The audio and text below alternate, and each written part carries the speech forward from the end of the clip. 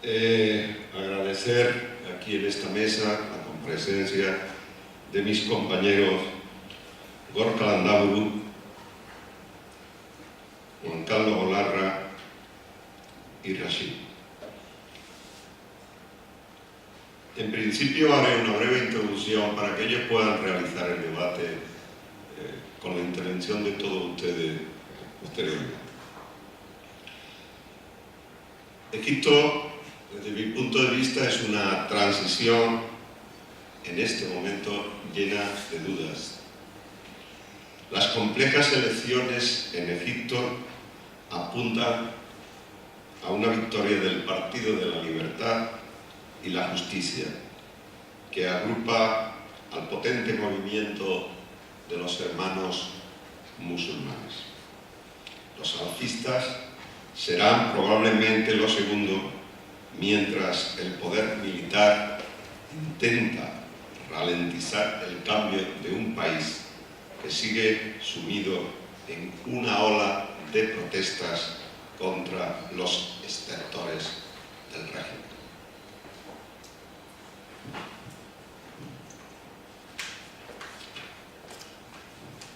La asistencia a las urnas ha sido y está siendo masiva, como muestra de los deseos de cambio de la sociedad egipcia.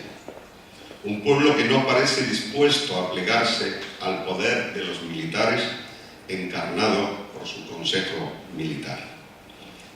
La cúpula del poder militar egipcio, clave de la longevidad del régimen de Mubarak, no parece dispuesta a ceder fácilmente sus privilegios, que van mucho más allá de los aspectos castrenses.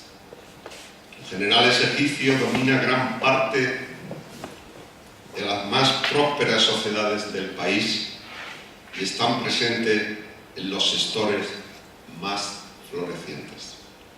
Una pérdida de poder en favor de los civiles podría mermar su influencia, aunque parece que les resultará difícil oponerse a los deseos de un pueblo que ha perdido el miedo y lucha por el cambio. La mayoría de la opinión pública considera que el ejército intenta ralentizar los aires de democratización lanzados desde la revolución del 25 de enero. Cuando se iniciaron las protestas contra Mubarak en la Plaza Tahrir, en el Cairo y otras ciudades del país. El proceso electoral, todos sabéis que es muy complejo, con 3 grandes etapas, con elecciones parciales, seguida de una segunda vuelta y formaciones que pueden ir de un solo partido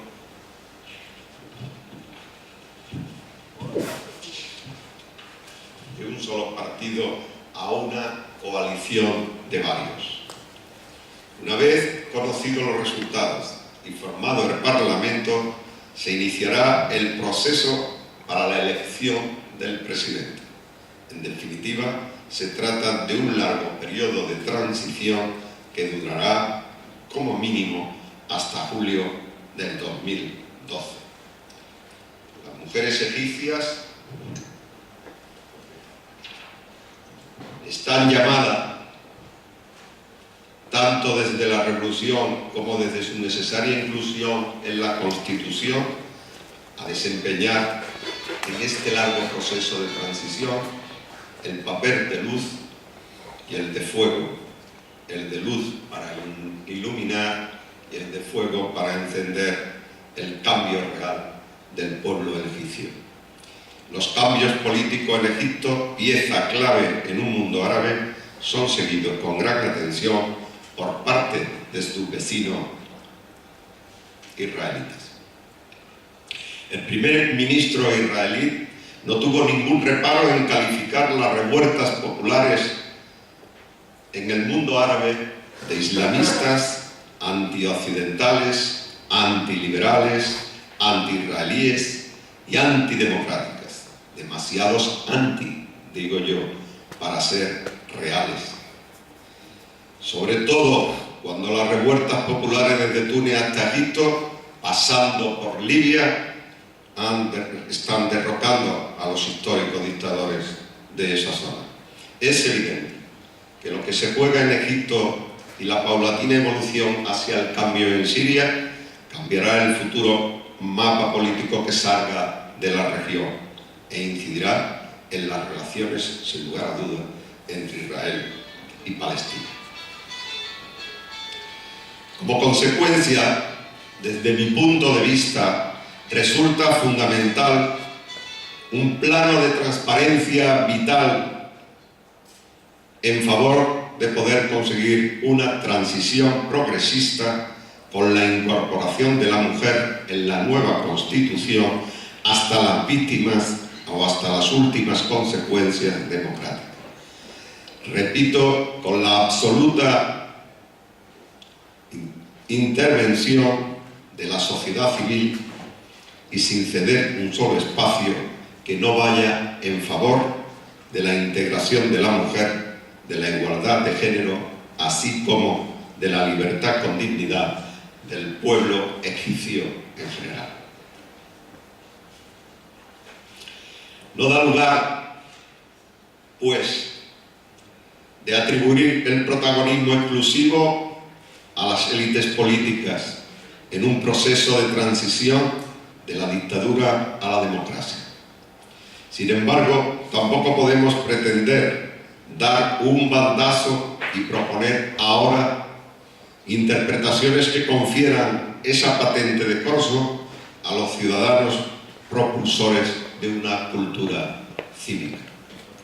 Lo que pretendo decir con esto es que debemos equilibrar estas aportaciones y tratar de explicarla desde unas nuevas perspectivas en función de los tiempos sociales y políticos. Ahora bien, debemos insistir en que el gobierno de Mubarak no fue un remanso de paz, ni siquiera para los palestinos, como consecuencia de las desmovilizaciones políticas y la represión a los apoyos generales de la zona.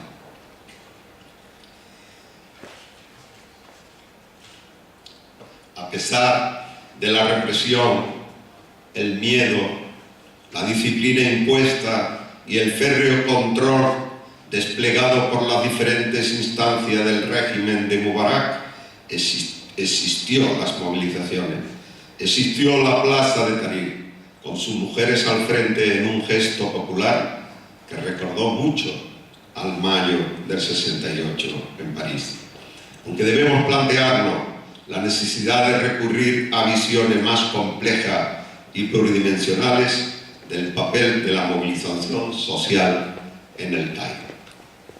Por todo ello, se hace necesario ir un paso más allá de las teóricas movilizaciones con la intención de aprender mejor cómo fueron los procesos, con el sobreaporte de experiencia vivida en la transición española o el imaginario social, donde cobra especial relevancia la interacción. Sin lugar a duda,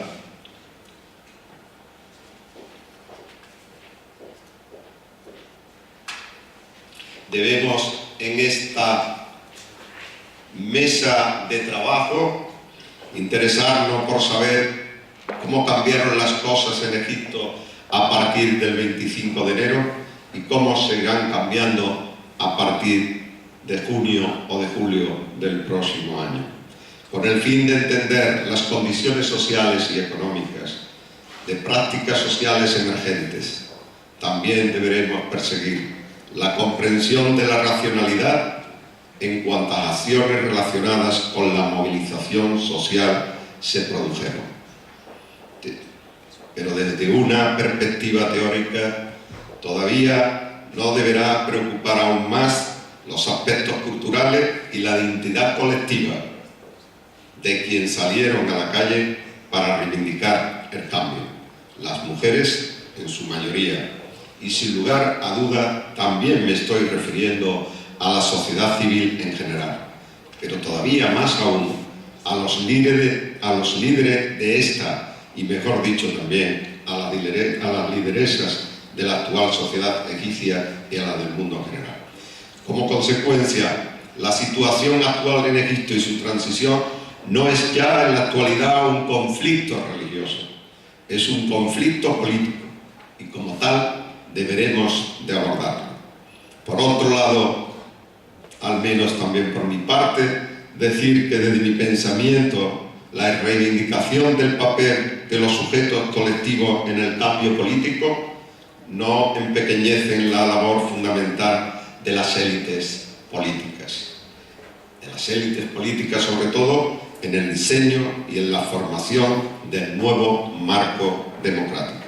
Más bien, demanda una mayor precisión cronológica y conceptual para construir un modelo de democratización más rico y multicasual. La sociedad egipcia, comprometida en la búsqueda de un desarrollo social en la paz, como he dicho anteriormente, hasta las últimas consecuencias democráticas, comprometida con sus orígenes y su convivencia, tendrá que hacer que el pueblo sea el protagonista para levantar su pirámide con la base de los principios y fundamentos capaces de sustentar una concreta y necesaria relación entre ciudadanía y constitución, las ideas y la convivencia, la democracia y el pueblo. Para terminar,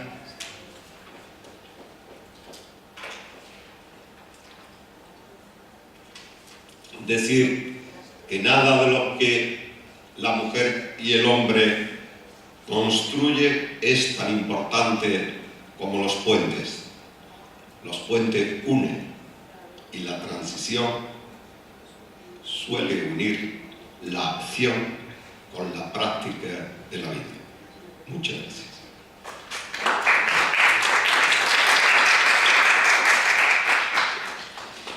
Ahora voy a dar la palabra a Gorka Landau, periodista y director de Cambio 16. Una persona, si hablamos de compromiso, yo creo que marca el listón, al menos para mí, más alto de lo que es precisamente el compromiso desde la sociedad civil, desde su profesión, con una transición en la que realmente, pasada la que hicimos en los años 60 en España,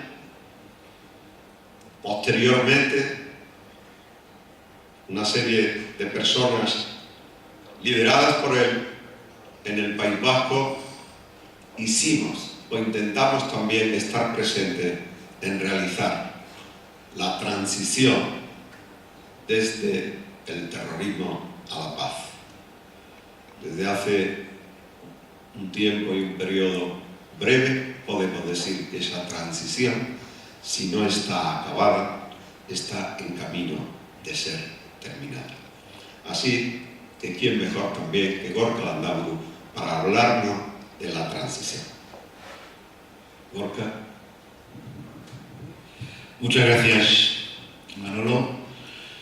Buenos días a todos. Egunon, como se dice en mi tierra del País Vasco, aunque yo nací en París por razones del exilio y de la guerra civil, pero yo quiero hacer una intervención bastante breve, simplemente recordar pues, que en este país, que es España, pues se vivió un aspecto político muy interesante. Primero una larga dictadura que duró 40 años.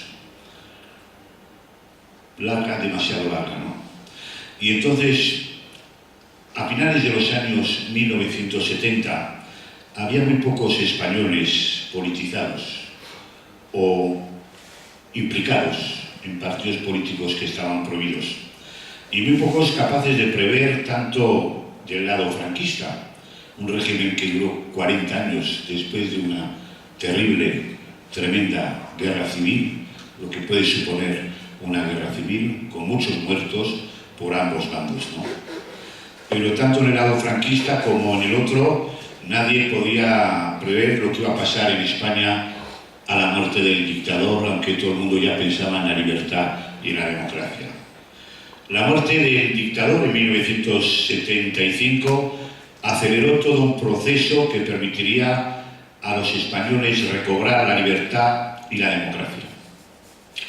Este periodo, considerado histórico y que duró varios años, ha sido considerado, sobre todo fuera de nuestras fronteras, como un modelo y un ejemplo a seguir. Hablo de la transición democrática. La llegada de las primeras elecciones libres y la aprobación de la Constitución marcan un hito a la salida definitiva de un largo túnel que duró varias décadas y que había colocado a España en la penumbra y en el ostracismo internacional. La legalización de todos los partidos políticos y la amnistía para los presos políticos o de conciencia, que fue, y lo digo yo, que es mi opinión sobre todo para todos los franquistas, alisó el camino para avanzar en la senda de las libertades y de una nueva España democrática y descentralizada, con la aprobación no solamente de la Constitución, sino de los estatutos de autonomía. Desmantelar un régimen dictatorial, ahí tenemos el ejemplo que está pasando ahora en el mundo árabe, sobre todo en Egipto y en otros países del norte de África, que nos trajeron esa gran noticia hace un año de la primavera árabe. Pues desmantelar un régimen que ha durado 40 años, como en España, no fue tarea fácil, como lo demuestra la tentativa de golpe de Estado unos años más tarde, del año 81. Sin embargo, a pesar de algunos nostálgicos del antiguo régimen, que todavía pululan en nuestro país, la catarsis definitiva llegó cuando los socialistas ganaron las elecciones en 1982. Desde entonces, en España, la democracia se ha afianzado y el vuelco que se ha producido en toda España en los últimos años no es debido solamente a la renovación de nuestras instituciones, sino que al esfuerzo de toda una ciudadanía, de mujeres y de hombres que han apostado por un cambio radical, pero sosegado. La democracia y la libertad se ganan día a día. Quedan todavía muchas libertades por conquistar, como la equiparación y la igualdad entre hombres y mujeres, así como la defensa de las conquistas sociales que más que nunca se encuentran en peligro, o la cobertura de ayuda a los más necesitados. El ciudadano, además del voto, tiene que tener voz para poder defenderse frente a los atropellos de un mundo global que gira exclusivamente centrado en los intereses y en la especulación. No podemos asistir como simples espectadores a los que algunos ya llaman la dictadura de los mercados. Es la hora de la reflexión, la hora de las ideas y de la reivindicación, aunque éstas sean utópicas. Ahora bien, sería un error imponer desde nuestro sistema democrático una democracia a la europea a los demás países. Es cierto que la libertad y los derechos humanos tienen que ser los mismos en el mundo entero. Sin embargo, la conquista de estas libertades siempre se tiene que desarrollar teniendo en cuenta el contexto y la cultura de cada país. Frente a la religión, impositiva a veces e intransigente, es necesario una mayor presencia de la sociedad civil. En la transición española, el hecho religioso no tuvo ninguna repercusión en el cambio político. Aunque la Iglesia, y me refiero a las altas instancias de la Iglesia, siempre mantuvieron una activa complicidad con el régimen franquista. Complicidad que se resquebrajó al final de la dictadura por los excesos y la represión brutal ejercida por el régimen de Franco. Uno de los huesos y punto de no retorno para la democracia española fue, sin lugar a dudas, la legalización de los partidos políticos, y sobre todo el del Partido Comunista. El PCE de Santiago Carrillo era considerado como la bestia negra del franquismo, el enemigo que había que eliminar a toda costa. Su legalización, en 1977, podría suponer un peligro y jamás los sectores más radicales y menos en el ejército español aprobarían una tradición de tal calibre. No obstante, con alevosía, diría yo, y nocturnidad, como lo definieron algunos, el entonces presidente del gobierno, Adolfo Suárez, aprovechó el puente de Semana Santa de 1977 para anunciar la legalización del Partido Comunista Español. No pasó nada, salvo algunas críticas en algunos cuarteles, y los carlistas, el Partido Comunista, pudo finalmente, 40 años después, también presentarse a las primeras elecciones democráticas.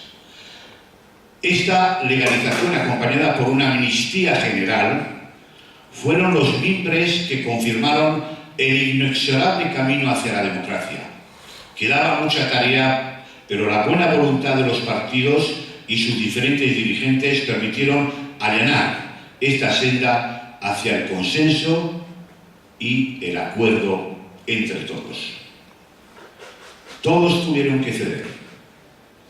Y la izquierda quizás más que nadie, porque aceptó, como ejemplo claro, los símbolos del antiguo régimen, como la bandera y el himno español, que se mantuvieron. La izquierda se dio, empezando por el Partido Comunista. Eso explica quizás que muchos españoles hoy mismo no se sientan totalmente identificados con estos símbolos. El franquismo se diluyó y con el tiempo tuvo que cambiar para acoplarse a las nuevas situaciones, aunque subsisten algunos nostálgicos. Quiero terminar diciendo de que la llegada de la democracia, aunque tardó muchos años en llegar, demasiados años, permitió restablecer la convivencia entre todos los españoles y empezar a cicatrizar muchas heridas que quedaban abiertas. Es cierto que no hemos sabido aún zanjar el debate sobre la memoria de los pueblos y nuestra memoria, y que hay demasiados cadáveres en fosas comunes que no han sido todavía enterradas dignamente. Como considero inadmisible que el dictador Franco disfrute de un mausoleo que ningún dictador tiene en Europa. Pero con el tiempo sabremos dar solución y solventar estas asignaturas pendientes, aunque poco interesan a las nuevas generaciones. Pero la memoria es importante para todo pueblo, para poder seguir y para poder avanzar. Yo digo que el futuro se mira adelante como se conduce un coche, pero siempre tenemos que tener un gran retrovisor, no solamente en el tema de las libertades y en el tema de la democracia, sino en el tema de la equiparación, el tema de las libertades fundamentales, en la igualdad entre hombres y mujeres. Por eso yo digo que la democracia no es un don divino, sino que la democracia se gana al día a día.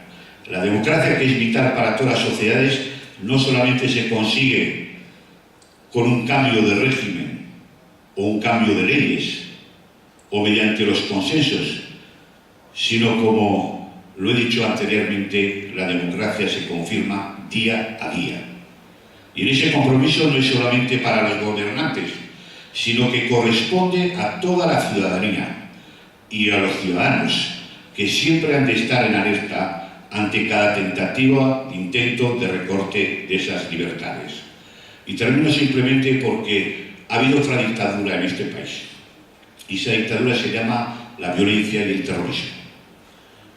Como ha dicho Manuel, felizmente creo que estamos saliendo de este túnel oscuro, una dictadura que ha durado casi más que la de Franco y que ha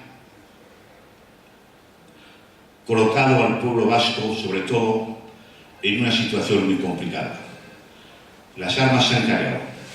Por eso yo quiero decir que en Egipto, en Libia, en Túnez, inclusive en Siria, Palestina, tantos países que todavía están en plena evolución, buscando su democracia y buscando su libertad, que la violencia, que a veces pueda tener alguna justificación frente al terror y al terrorismo de los propios gobiernos, no sirve absolutamente para nada. Con la violencia no avanzaremos nunca. Aquí en el País Vasco ha sido un retroceso. Hemos perdido mucho tiempo. Alzar las armas nunca sirven para defender nuestras causas.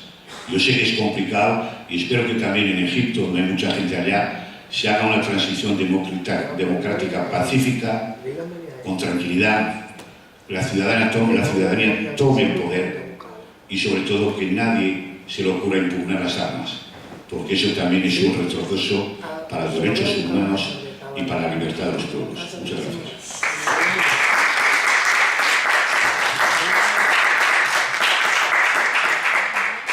Gracias, Lorca. A continuación, voy a ceder la palabra a otro vasco, Cristóbal de Vasco. Él es mi amigo Juan Carlos Solarra, profesor del IE Law School, abogado, escritor y sobre todo una persona con una gran sensibilidad para tratar estos temas de posicionamientos que también hay que tenerlo muy en cuenta.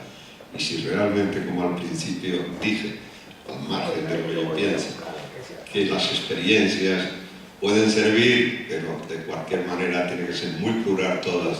Si intentamos ayudar a un pueblo, pues yo creo que la opinión de Juan Carlos es necesaria también en este caso. Gracias, Manuel. Buenos días a todos. En primer lugar, quería pedirles disculpas porque a pesar de que me conservo bastante mal, resulta evidente que soy lo suficientemente joven para que se planteen dudas sobre qué puedo yo conocer y aportar respecto a la transición española y de su utilidad a efectos de afrontar ese reto apasionante que es el futuro político de un país y de un pueblo como es Egipto.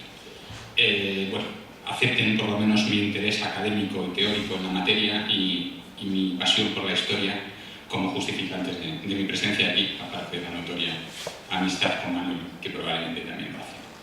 Hace ahora 8 años, en diciembre de 2003, se celebraba un acto en el Congreso de los Diputados y el presidente me regaló a mí y a mucha gente esta corbata, que es conmemorativa de los 25 años de la Constitución española. La verdad es que se llevaba mucho tiempo preparando ese acto y a mí me sorprendió un poco. Algunas de las personas que estaban por allí eran viejos conocidos de mi hermano, que fue uno de los parlamentarios de las Cortes Constituyentes, y a mí me llamaba la atención y comenté al presidente: es curioso que parece que lo que más interés despierta de esta conmemoración de hoy es la corbata, y no es un poco triste que 25 años después solo quede esto. Y me dijo: no, te confundes. Tienes razón en que parece que es lo que más interés despierta, pero eso es bueno, porque todo lo demás ya se da por entendido. Todo el resto del trabajo ya ha acabado, ya ha fructificado, ya no me hace falta discutirlo, no hace falta ni siquiera ensalzarlo. Haría falta para gente como la de vuestra generación, pero probablemente ya no es suficiente. Percibís el esfuerzo del trabajo que otros han realizado y ahora dais por hecho lo que para nosotros era inconcebible y por ello teníamos que luchar.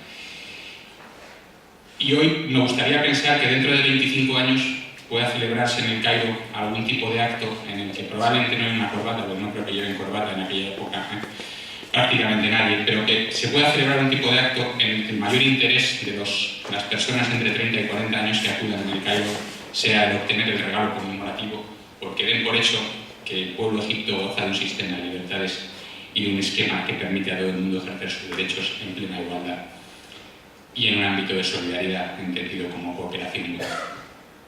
Egipto no es cualquier cosa desde el punto de vista puramente teórico del derecho constitucional comparado. Fíjense que cuando en los años 80 se estudiaban las constituciones por bloques, los europeos nos miramos mucho al ombligo, siempre diferenciábamos hasta de los países más pequeñitos, pero luego otras las establecíamos por bloques y se hablaba de constituciones naseristas.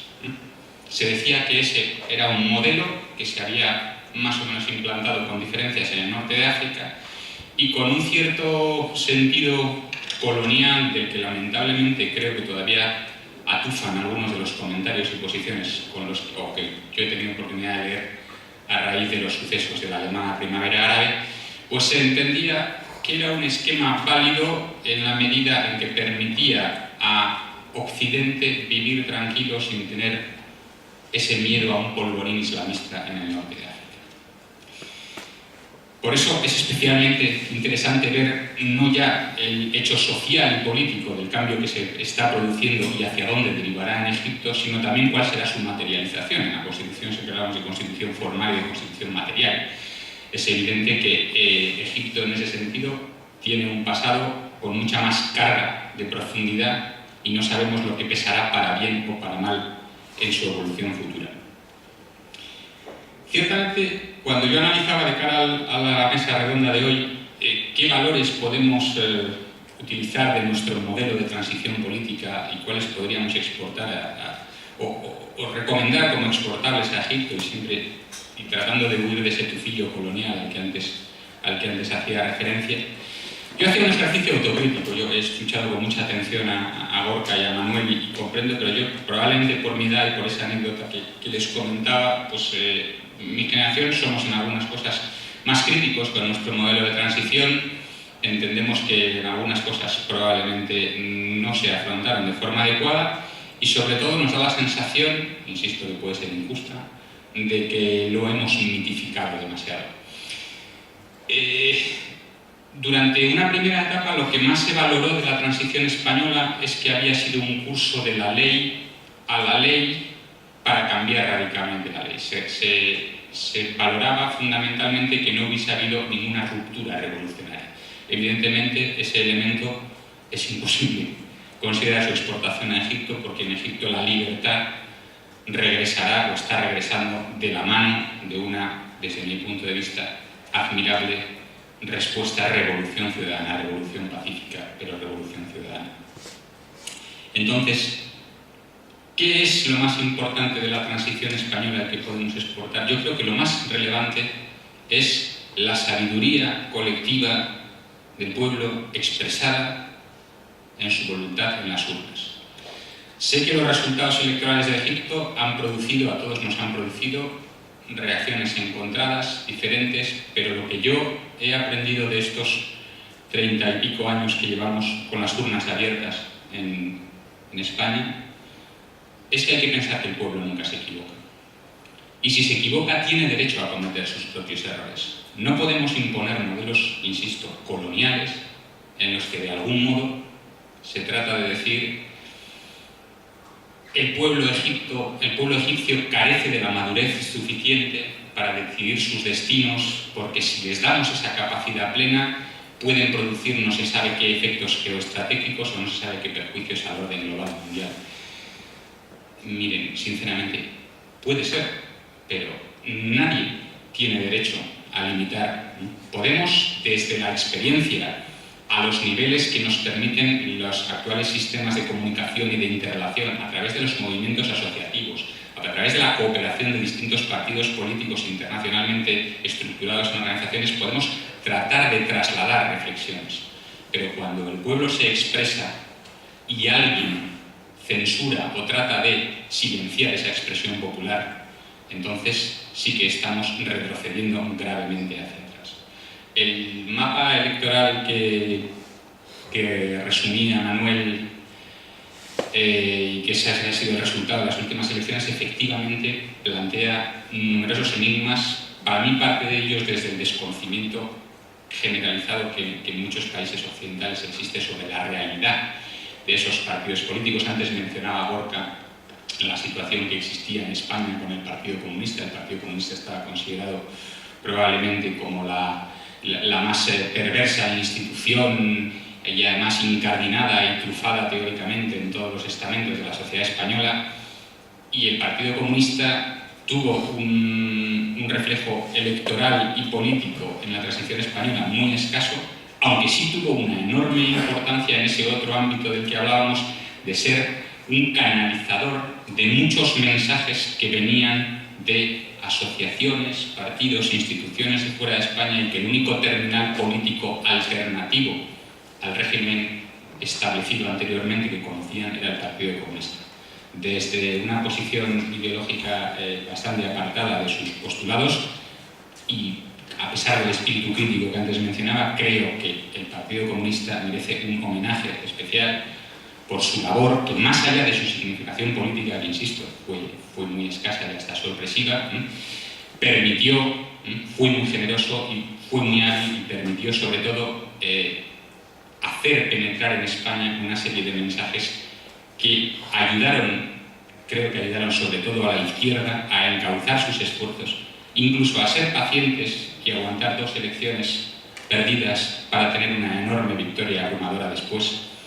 Y por lo tanto, en ese sentido, yo lo que sí animo es a que quienes tengamos la mínima capacidad, utilicemos toda la relación y toda la capacidad de transmisión de ideas positivas que podamos hacer llegar a quienes en Egipto están ahora luchando por la libertad y tal vez a quienes desde su presencia durante muchos días y muchas noches en la Plaza Tahrir ahora afrontan con cierta perplejidad el resultado.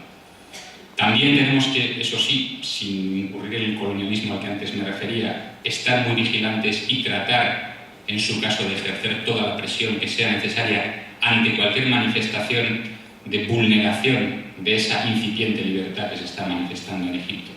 En ese sentido, creo que no es incompatible el dar voz al pueblo egipcio e incluso reconocer su libertad para cometer sus propios errores, aunque así los consideremos, pero sí que creo que tenemos que ayudar a que esa capacidad de acertar o equivocarse sea mantenida de forma incólume.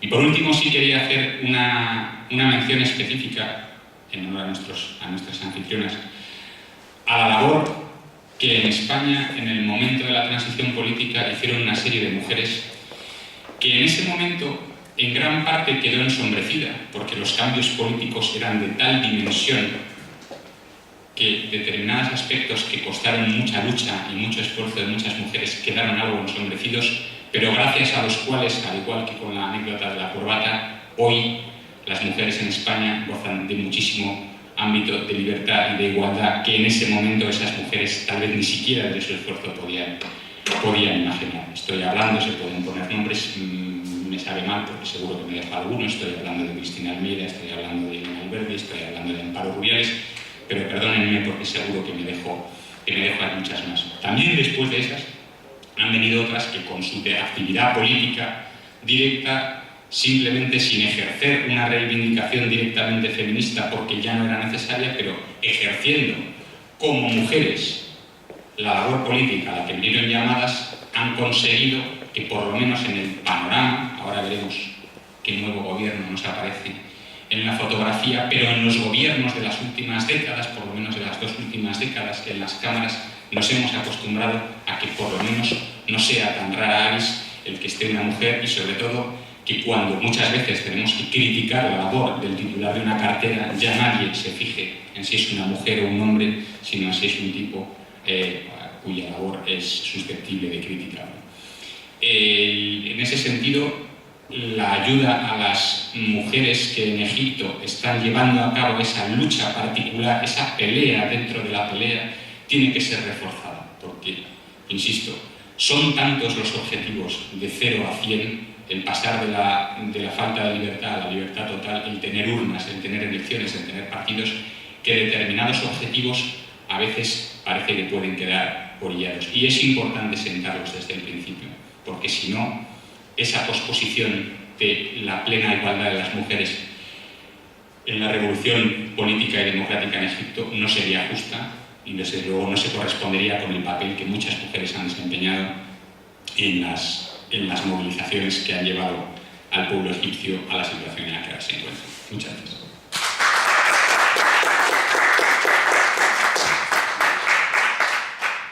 Muchas gracias, Juan Carlos.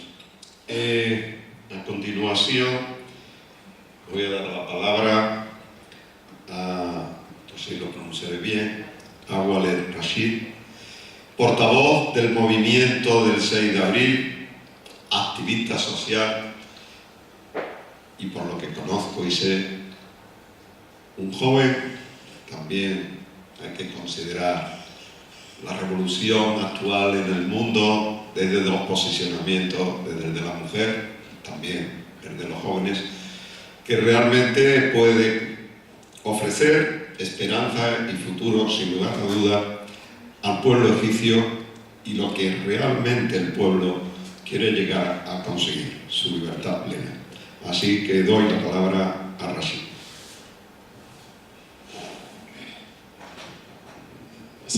Walid Rashid. Buenos días. Una vez más les saludo. Después de la primera intervención no tuve suficiente descanso y porque Cristina me pidió hablar en esta segunda mesa, y si no acierto a hablar, perdónenme. En realidad yo he leído antes de nuestra revolución en Egipto, había leído sobre el dictador de España y de la experiencia española, pero sinceramente lo más importante que los egipcios quieren de los españoles ahora, lo que quieren aprender de la experiencia es la esperanza. Esto es lo máximo a lo que aspiramos de la experiencia española. Puede que el dictador egipcio sea el mismo que había aquí en España, porque el dictador es el mismo en todas partes, en Libia, en Bahrein, en Siria, en todos los regímenes dictatoriales del mundo. Pero hay un factor muy importante que no es el mismo ni en España ni en Egipto, y es el elemento humano. El pueblo egipcio no es el pueblo español. Quiero decir que los intereses de uno o las necesidades o la cultura de uno y otro es totalmente diferente del otro. Puede que el beneficio que podemos sacar políticamente después de la Revolución Española puede ser mínimo si quisiéramos aprovecharlo en Egipto, pero como empecé, el gran beneficio que necesitamos es la esperanza, teniendo la experiencia española como modelo, que han estado bajo la dictadura de Franco a lo largo de muchos años, y nosotros vivimos lo mismo, y por eso estamos buscando una experiencia similar. Y nosotros tenemos un ejemplo en Egipto, o un refrán que dice: el que ve la catástrofe del ajeno se siente aliviado con el suyo. Yo quiero expresar mi admiración por la corbata de Juan Carlos, que pone 25, que es la fecha para nosotros, 25 de enero. Si tuviera otra, yo le pediría que me la regalara, pero sé que solamente tiene esta, porque esta fecha ya para nosotros es, la cifra 25 es para nosotros muy clave. Quiero hablar de la experiencia de lo que pasó después del 11 de febrero en Egipto, que cuando cayó el régimen de Mubarak, yo en realidad reconozco, y no suelo decirlo, que nosotros nos hemos equivocado cuando abandonamos en la Plaza Tahrir el 11 de febrero, y lo estamos pagando ahora porque hemos confiado en gente que no han sido dignos de esta confianza, y creo que han podido, en ocasión de la esperanza. No vamos a interrumpir, pero vamos a seguir hablando. Esto es en la primera semana de la Revolución de Egipto, ya que hablaba de la esperanza. Todo el tiempo recuerdo las imágenes de Tahrir y me sigue infundiendo esperanza. Cada vez que me siento preocupado o desanimado, vuelvo a ver estas imágenes, y esta es la Plaza Tahrir, que ahí está la plaza a la que podemos recurrir si hace falta. Este vídeo va a seguir proyectándose mientras yo hablo. No hay nada que explicarles, solamente quiero que ustedes recuerden estos días porque a mí me infunden esperanza. En esta etapa, en este periodo, esta es una rueda de prensa en la que hablábamos de las bombas lacrimógenas que usaban las fuerzas de seguridad contra los manifestantes. Se nota que tengo la cara muy cansada porque yo dormía en la plaza de Tahrir y no en casa. Quiero decir que después del 11 de febrero es que los que se hicieron cargo, me refiero a la Junta Militar de la dirección, pueden ser muy buena gente para dirigir el ejército, los asuntos militares, pero es muy diferente dirigir un Estado que una institución militar. Yo creo personalmente que no han sido muy capacitados para esta misión, y creo que ellos lo saben muy bien. saben cómo jugar con la sensibilidad de la gente y tienen un arma que se llama asuntos morales. Es un cuerpo en el ejército. Lo primero que hicieron y con perfección fue dividir los movimientos políticos en facciones conflictivas. Todos luchaban contra todos, cada uno buscando su parte de la tarta. Esto es lo primero que consiguieron hacer para dividirnos. La segunda cosa que hicieron fue hacer que la gente se dedique a polémicas, como por ejemplo hablaron de la polémica de primero la Constitución o las elecciones, y entonces todo el pueblo quedó en esta polémica y intervino la religión de una forma directa o indirecta, porque si la gente empezó a hablar, si eliges la Constitución primero, quiere decir que vamos a cambiar el segundo artículo que habla de la religión del Estado, y si dejamos que las elecciones sean primero, entonces la Constitución va a seguir siendo igual. Fueron puntos de polémica y controversia que aumentó la transición que la Junta Militar fijó en 6 meses, pero la verdad es que yo cuando pienso después de 10 meses o 11 meses, lo que pienso en lo que hemos conseguido en la revolución egipcia, si me preguntan si yo soy decepcionado o enfadado, les digo que yo soy muy optimista, no estoy preocupado, y no sé por qué están ustedes preocupados. Yo no me preocupo de nada. Si suponemos que hay un régimen que se llamaba Mubarak y contra el cual nos hemos rebelado, y llega otra dictadura, la plaza de Tahrir está allí, podemos volver a manifestarnos y lo podremos derrocar. La gente dice que los hermanos musulmanes o los movimientos islamistas han cosechado 30 o 40 millones de votos de los egipcios, sea cual fuera. Esto a mí no me aterra, porque la revolución se llevó a cabo con un 10% de los egipcios. Para efectuar otro cambio en cualquier otro país o en Egipto, no necesitas movilizar a todo el mundo para que se manifieste. Solamente con un 10% tengo muchos motivos para ser optimista. Es que hasta hoy en día, después de 11 días, hay gente que sigue concentrándose en frente del Consejo de Ministros y que insisten en que el gobierno actual tiene que ser un gobierno revolucionario y no una revolución para que se vaya Mubarak y viniera otro. Esta no es la revolución que buscamos. Hasta hoy en día había un sit-in o una manifestación, una concentración, y la fuerza militar o de seguridad dispersó a la concentración con la fuerza, y por eso no vino la señora Camila, porque su hijo fue detenido esta mañana. Pero lo que quiero decir es que se sigue usando la fuerza para dispersar a las manifestaciones, como pasó en Nueva York o en Londres, y usaron bombas lacrimógenas. En Estados Unidos tienen un gas que se llama gas picante, que lo usan contra los manifestantes. Quiere decir que la gente, después de 11 meses, siguen concentrándose en Tahrir. Lo que les quiero decir es que hay gente en Egipto que no va a aceptar de ninguna manera que las elecciones sean alternativas de Mubarak. ¿Por qué pensamos que Mubarak se fue y este es el nuevo Egipto? No, estas son elecciones que eligieron a esta gente. Esta gente está aprendiendo, no tienen experiencia, no tienen conocimiento, y tampoco teníamos alternativas de los movimientos islamistas, y por eso van a cambiar ellos mismos. Ha habido un cambio de dictadura a democracia, y la democracia no significa que un partido o un movimiento concreto va a gobernar para siempre. No, van a ser islamistas, izquierdistas, liberales, nacionalistas.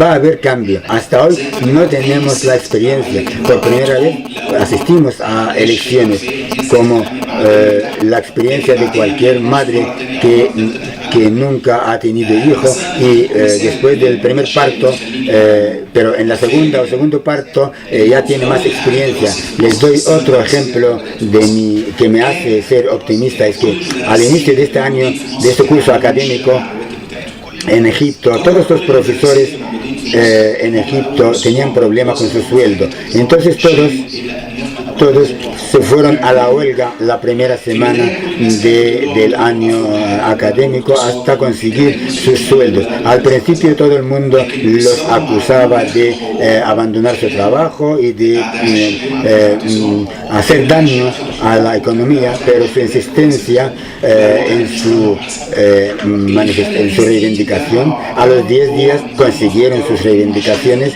y lo que unió a esta gente es que pensaron en que para conseguir los derechos tenemos que trabajar juntos como una sola mano, con la misma idea, aunque no hicieron redes sociales y nadie los movilizó para reunirlos, pero es lógico y normal en Egipto que para conseguir tus derechos tenemos que unirnos, trabajar juntos sin ningún efecto. También ha habido una huelga general de los conductores de autobuses públicos por lo mismo, por los derechos y por los sueldos, por el seguro, y también después de la huelga se le respondió y se le realizó sus derechos. Lo que yo quiero decir es que la revolución es que la gente hable y que no se quede callada. Esa es la verdadera revolución, porque si viene un presidente, un ángel revelado del cielo que todo el mundo quiere y ama, y el pueblo se convierte en pasivo o en negativo, que no habla y que no, entonces este ángel se va a convertir en un dictador y en un corrupto. Mi punto de vista es que no importa quién es el gobierno que viene o quién es el presidente, sino que la gente, ¿qué reacción tienen? Piensan, se callan, se protestan, escuchan. Todo esto es lo que me hace ser optimista, porque los egipcios nunca van a callarse más. Los egipcios no van a volver a sus casas repitiendo lo mismo que yo, a mí que me importa, yo lo que quiero es buscar el pan para mis hijos. Pero solamente quiero decirles cómo pensaban los egipcios en Mubarak. Los creían a Mubarak y a su familia como propietarios del país, y que nosotros como pueblo somos huéspedes, y si el propietario me da cualquier cosa es que tengo que conformarme y contentarme. Ahora los egipcios se consideran propietarios de su país. Ahora pueden elegir a X por las urnas y lo cambio en las próximas urnas. La última palabra es que ha habido errores, pero también en Egipto nunca tuvimos revolución para aprender, para sacar lecciones de experiencias anteriores. Esta es la primera vez que llevamos a cabo una revolución, esta es la primera vez que tenemos una transición, pero lo que quiero decir es que nosotros estamos progresando y no estamos retrocediéndonos atrás. Nunca vamos a retroceder hacia atrás, y que la revolución continúa para lograr los objetivos, los verdaderos objetivos. No es que se fue Mubarak y que vinieron los hermanos. La revolución es que todo el mundo hable, todo el mundo proteste, todo el mundo sepa que es su país y que tiene todo el derecho. Vienen los hermanos musulmanes, por ejemplo, llegan al poder, no van a solucionar los problemas del pueblo. Seguramente la gente no los va a votar, porque no tienen por qué votarlos. Y no es cuestión automática, no hay justificante para elegir a los hermanos musulmanes si no son capaces de solucionar esos problemas. Les ruego a todos que no crean que este es el nuevo Egipto o este es el régimen alternativo de Mubarak. El régimen alternativo es la democracia que elige a los hermanos musulmanes o a los salafistas. Mañana va a elegir otros. Al contrario, yo creo que los partidos emergentes que nacieron hace 3 o 4 meses han hecho gran esfuerzo. Nunca habíamos oído de una coalición que se llama el Bloque. Hace 2 meses solamente se formó este bloque, esta coalición, y que cosechó un 20% de los votos por primera vez en las elecciones. Yo creo que es algo muy considerable. Y en la próxima seguramente va a aumentar su porcentaje, aunque no está en todas las provincias, no está en todo Egipto, pero está en algunas de las provincias. Y entonces yo creo que han hecho mucho esfuerzo. Puede que hayan cometido errores de propaganda y publicidad, pero yo no estoy preocupado por el futuro de Egipto. Les tranquilizo a mis amigos españoles, y yo seguramente tenía que ser más preocupado, porque yo estoy en el campo de batalla en Egipto. No estoy preocupado por la plaza de Tahrir, está ahí. Creo que voy a pensar incluso que Mubarak todavía está ahí. Como yo hacía la revolución contra Mubarak, voy a organizar la misma revolución en contra de esta misma persona. No fue una batalla contra su persona como tal, como Mubarak, sino como contra los conceptos y los valores, los hermanos, los comunistas, los salafistas. Pero quiero ser franco y sincero. Mubarak no era una persona, sino un pensamiento corrupto que se extendió en todas partes. Decíamos en inglés que hay un pequeño Mubarak en todas partes, no solo un solo Mubarak, sino varios Mubaraks en todas partes. Tenemos que estar en contra de la idea de la corrupción y no en contra de la persona. ¿Acaso en España, después de Franco, al día siguiente, ha habido democracia completa? No, tardó su tiempo, y por lo tanto vamos a necesitar tiempo. El último punto y más extraño en Egipto es que la gente en Egipto cambia de opinión en menos de un día, más rápido de lo que uno piensa. La gente durante la revolución en Egipto, no los que estaban en la plaza de Tahrir, los que estaban fuera de la plaza, decían: ¿cómo? Ya basta, ya es suficiente. Mubarak es nuestro padre, es nuestro líder. Una vez renunciado Mubarak, todos los egipcios, los 80 millones, salieron todos en contra de Mubarak. Los únicos que había en contra eran 8 millones. Pero los 80 millones cambiaron de posición en menos de un minuto. Justo igual como pasó los atentados que tuvieron lugar aquí en Renfe. La gente estaba al día antes, estaban con el Partido Popular, pero yo creo que por un solo día la gente cambió y votó al Partido Socialista en una sola noche. Entonces la gente cambia de opinión en Egipto más rápido de lo que ustedes creen. Si hoy, y perdonen por haberme alargado, si la gente en Egipto apoyó a los salafistas o a los hermanos, es muy probable que mañana salgan en contra de ellos. Y perdone que diga este ejemplo, que los egipcios no hay que confiar en su opinión, porque cambian en un momento. Muchas gracias a todos ustedes y perdonen por alargarme.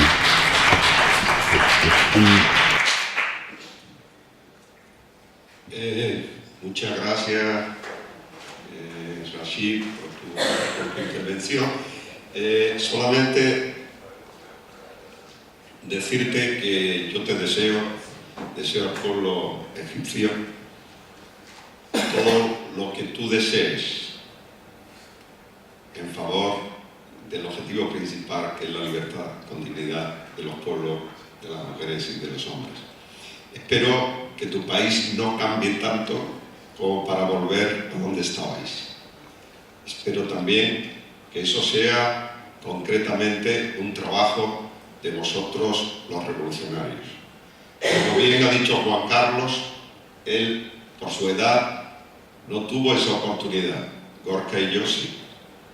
Tuvimos la oportunidad y lo hicimos de luchar contra una dictadura como tú ahora, como joven, lo estás defendiendo con vehemencia. Sabemos lo que es eso. Y como consecuencia te deseamos mucha suerte. A ti, que no decaigas nunca, y sobre todo al pueblo egipcio. No obstante, tú debes de saber que sin voluntad política cuesta avanzar. Todos los cambios llegan a través de la voluntad política. La educación junto a la cultura hace también posible el entendimiento, el conocimiento, y este promueve el respeto y la tolerancia entre ideas y religiones. El entendimiento es necesario, junto al conocimiento, para avanzar en el cambio hacia el único objetivo que deben tener mujeres y hombres, que es el de la libertad con dignidad. Y ahora Juan Carlos me había pedido la palabra. Gracias. Yo, sobre todo, quería decirte, Rashid, que yo también, efectivamente, después de escucharte, me he quedado mucho más tranquilo. O sea, que esa parte del objetivo la has conseguido. Creo que tienes razón en muchas de las cosas que dices, y algunas, efectivamente, podemos contrastarlas sí desde la experiencia que tuvimos en España. La primera, que yo creo que ha sido una decisión acertada, igual no ha sido una decisión, ha sido una casualidad, pero también las casualidades contribuyen al curso de la historia para bien y para mal. Yo creo que es bueno que hayáis tenido elecciones sin haber todavía reunido unas cortes constituyentes, porque la elaboración de una constitución es un proceso tortuoso en el que además se ponen sobre la mesa sentimientos muy extremos, porque la gente trata de blindar en constituciones determinados conceptos que a veces son ideológicos. Entonces yo creo que esa evolución es sana, porque como tú dices, ha habido unas elecciones, vosotros os encargaréis de que haya otras cuando toque, y iremos viendo cómo funciona el procedimiento electoral en México. También decías, y es cierto, que lo importante es que la gente está experimentando algo que no experimentaba antes. Curiosamente, eso no lo he mencionado antes, uno de los signos que siempre se pone de ejemplo de la transición española es que durante un periodo, y aquí tenemos un ejemplo, claro, tenemos nada más y nada menos que a los editores y cuadernos para el diálogo y de cambio 16, en España se dio un paradigma que, recordar la expresión, se dio en llamar libertad sin democracia. Libertad de aquella manera, pero una cierta libertad de prensa, una extraña ley de asociaciones que daba manga a que ya tres no fuese reunión y a que fluyesen de algún modo las ideas, aunque solo era para que fluyesen, porque no se podían plasmar en ninguna acción política que estaba vedada. Entonces la idea, la posibilidad de que vuestra lucha ya haya dado como fruto el ensanchamiento de los ámbitos de libertad y de la posibilidad de comunicación y expresión de las ideas, aunque no se hayan traducido directamente todas en acción política y acción electoral, es un ejercicio que, en la medida en que seáis capaces y seamos todos capaces de ayudaros a que continúe, irá creando una base que hace cada vez más difícil, como una vacuna, la posibilidad de ese retorno, por muy voluble que sea la opinión egipcia, la egipcia y cualquiera. En España hay una, por ejemplo, curiosísima evolución sobre los sentimientos de afección, no se sabe si a la institución o a las personas de la monarquía, ¿no? Y esto se resume, hay una obra de teatro en la que aparece un señor desgañotándose, dando vivas al rey Alfonso XII que regresa a España, y quien está al lado le dice: no grite tanto, que le va a dar un sofoco, y dice: no, si grité mucho más cuando echamos a su madre, Como el mismo señor se había desgañitado echando a la reina Isabel II, estaba encantado de coronar al hijo de la reina que había echado. Entonces, esa opinión voluble, no seas tan autocrítico, está más extendida de lo que crees. Pero sí que es verdad que tu mensaje de yo no estoy preocupado, no se preocupen, la revolución ha dado el fruto que ha dado, este no es el punto final, que yo creo que era un poco tu mensaje, es decir, no crean que cambiamos a Mubarak por este resultado electoral congelado y que ya con esto nos quedamos. Esto es el principio de un paso, de un ejercicio que nos llevará a más. Estoy seguro de que así será. Como te decía, en España, en cierto modo, eso se hizo antes de la primera vez que se fue a votar. Vosotros lo estáis haciendo ahora y seguro que eso os llevará, y cuanto más se expanda ese ejercicio y cuanto más amplias sean las opiniones, el día que haya que sentar a unos señores a elaborar una constitución, entonces habrá más posibilidades de que esa constitución no secuestre la voluntad de nadie, sino que sea un juego de equilibrios y un terreno de marcación de las reglas lo suficientemente amplio para que todo o casi todo el pueblo egipcio quepa dentro y no haya necesidad de cambiar de régimen, sino solo si acaso de cambiar de partido político en las elecciones. Ahora sí, antes de que te pueda contestar, Gorka desea decir algo. Me ha gustado mucho que sobre todo desde la juventud se hable de esperanza, se hable de optimismo. Pero te voy a decir una cosa, con la edad uno se vuelve a veces muy escéptico, desgraciadamente. Yo viví en París en mayo de 68, era un chaval, tenía 17 años. No estaba en las barricadas, pues estaba en la calle. Y hacíamos huelga, y hacíamos manifestaciones.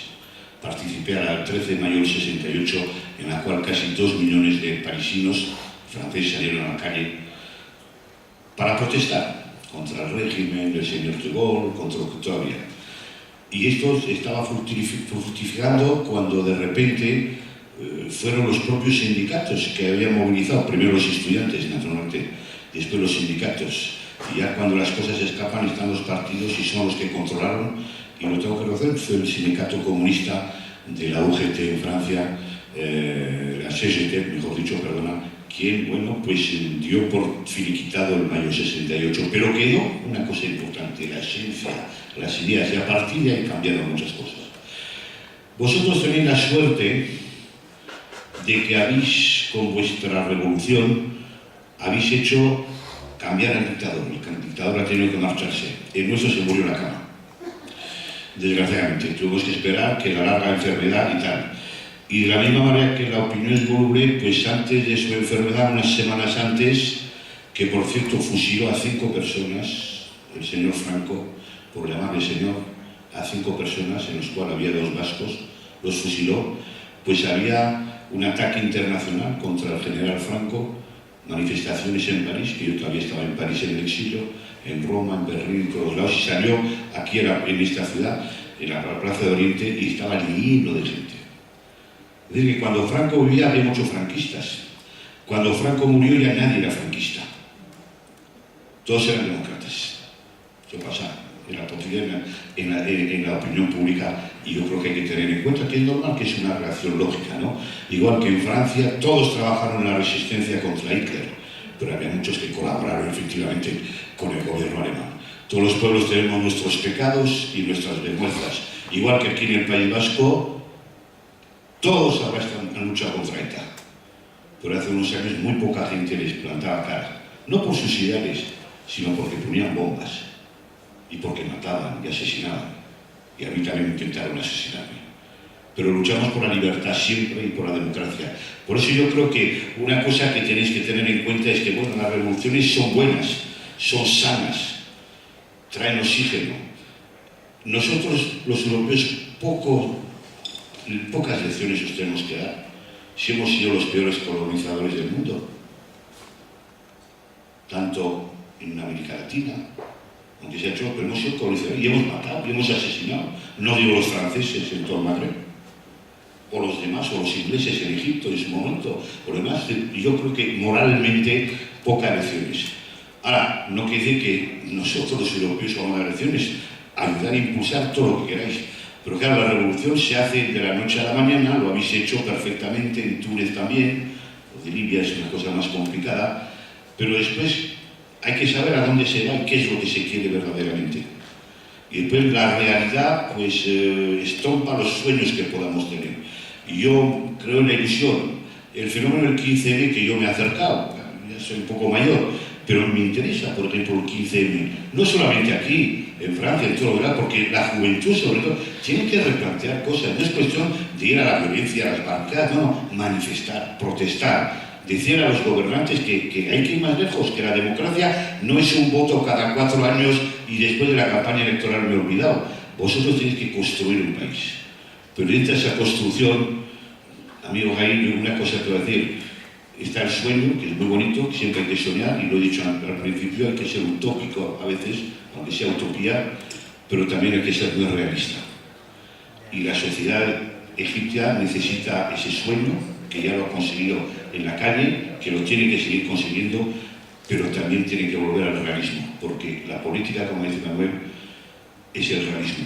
y es el acuerdo, y es buscar el consenso y buscar el acuerdo. Eso es la gran labor de la política aquí, en Egipto, en el País Vasco o en América Latina. Yo creo que son las grandes virtudes que hay que tener. Sí,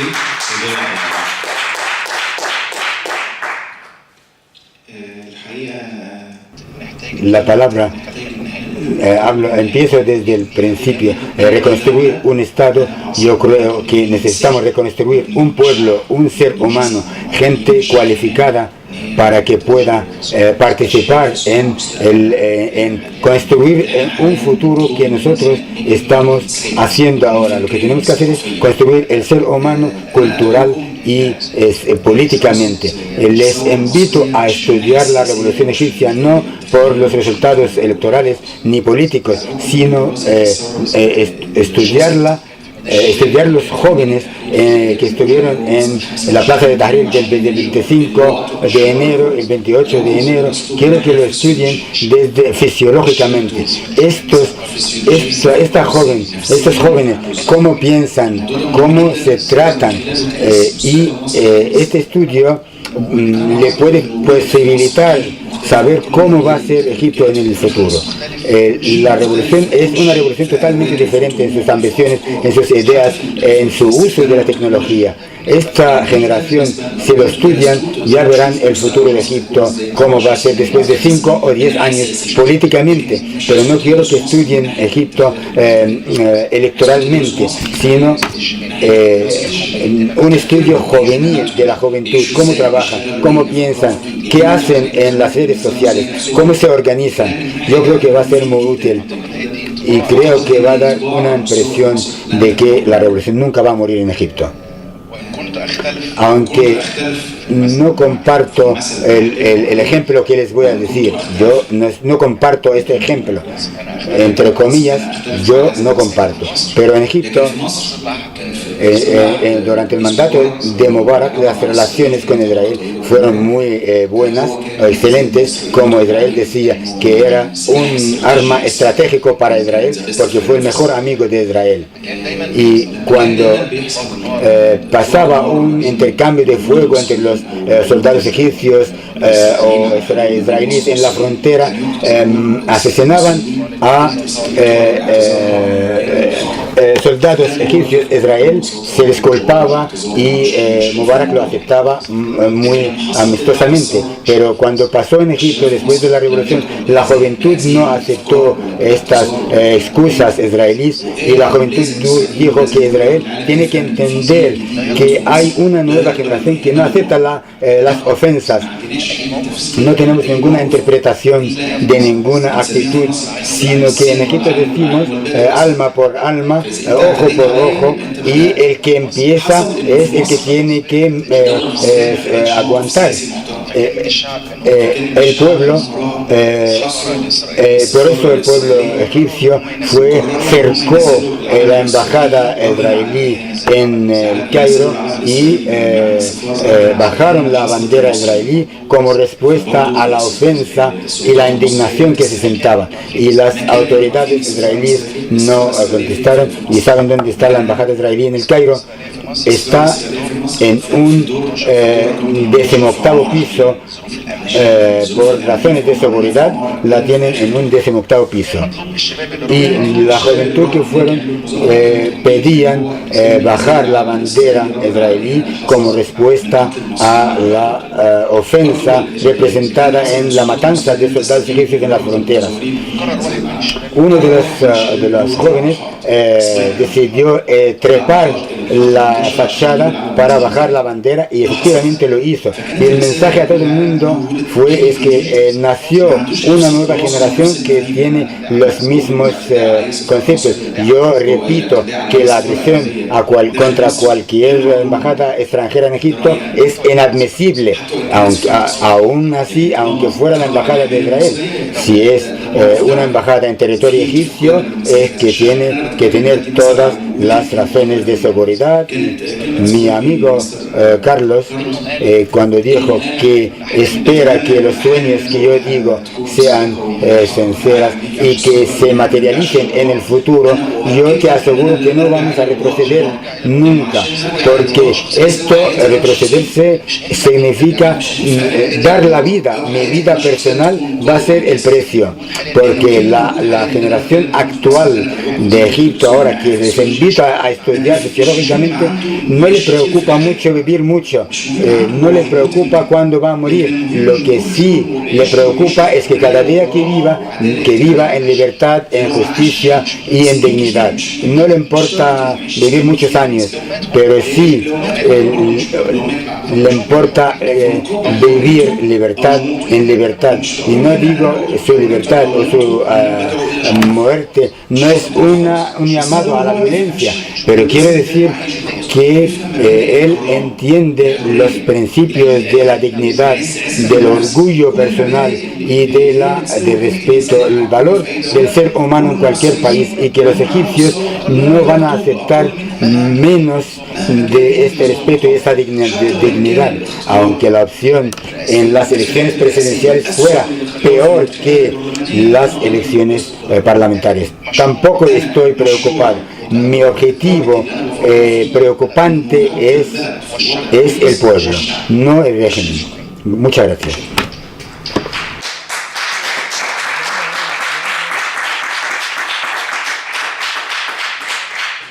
Así, aunque no es mi cometido en esta mesa, pero a veces no lo puedo evitar. Los que me conocen saben que callarme es complicado. Entonces, quiero apostillar sobre tus últimos comentarios, tu última exposición. Dos cosas, es evidente que si está cambiando la sociedad egipcia, cambie también fundamentalmente sobre la forma de tratar o de colaborar, como la sierva, con el pueblo o con Israel, y que evidentemente ese cambio funciones y vaya dirigido al pueblo palestino. La presencia en esta revolución egipcia de los jóvenes es evidentemente fundamental. Se ve en tus exposiciones, en tu compromiso y por supuesto en tu vehemencia. Pero me imagino que será una cuestión de lenguaje, que cuando hablas de jóvenes esté hablando también de las jóvenes. A mí personalmente, y después de la experiencia que vengo viviendo a lo largo de mi vida, desde que nací, pero también en este momento, cada día estoy más convencido que la seguridad en cualquier revolución la da en un gran grado, un gran porcentaje, la sensibilidad y el trabajo y el compromiso de las mujeres. Las mujeres egipcias son, junto jóvenes o no jóvenes, son las que han estado fundamentalmente en la plaza. Y son las que seguramente van a volver. Yo decía al principio que como en una transición larga, las transiciones largas, como ha dicho Gorka, nosotros las hemos vivido en este país, y Juan Carlos también ha hecho mención a ello, pues sabemos que hay que mantenerla, y mantener, como yo lo decía, de una forma más lírica. La luz y el fuego tienen que ser iluminar continuamente todos aquellos elementos fundamentales para seguir funcionando con la esperanza de una transición, y por supuesto el fuego que es necesario para ser siempre alentadores y conquistadores de esa propia revolución. Como consecuencia, yo creo que el pueblo egipcio, sin lugar a duda, no va a olvidar ni va a olvidarse de la mujer, porque ellas han estado aquí. Se acaban de olvidar a la hora de realizar su nueva constitución. Espero que eso sea algo que no vuelva a ocurrir, y de cualquier manera que no sea tampoco irreversible. Para eso van a viajar las promotoras de este evento, las mujeres de la plataforma de Mujeres Artistas contra la Violencia de Género a tu país. No hay que olvidarlo porque la mujer en la democracia y también en la ideología de la conciencia social colectiva es un elemento fundamental para los cambios. Y te lo digo porque estoy absolutamente convencido que si el impulso, la luz o el fuego de cualquier lucha, de cualquier transición, de cualquier revolución no están las mujeres presentes, el mundo no va a avanzar y sin lugar a duda nada sobre la igualdad y sobre la libertad vamos a conseguir. Así que aunque sea por la edad y la experiencia, te insto a que realmente esa vehemencia de joven la transmita también para conseguir al mismo tiempo que los derechos de libertad general del pueblo, los derechos de igualdad de la mujer en Egipto.